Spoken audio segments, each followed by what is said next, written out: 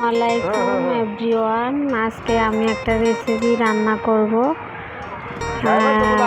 ভেন্ডি, আলু আর তেলাপিয়া মাছ দিয়ে। যদি আপনারা দেখতে চান তাহলে আমি রেসিপিটা শেয়ার করব।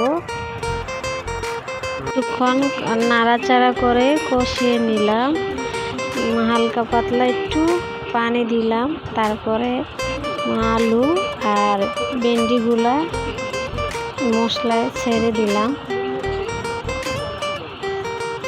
এখন একটু ভালো করে নাড়াচাড়া করে নিলাম।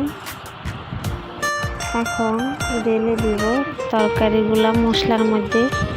কিছুক্ষণ নাড়াচাড়া করে মশলাটি একটু ভালো করে ভেজে ভেন্ডি আলু দিয়ে নাড়াচাড়া করে নিব। তারপর একটু পানি দিয়ে ঢেলে দিব। হ্যালো গাইস, আমার রান্না একেবারে শেষ পর্যায়ে চলে এসেছে।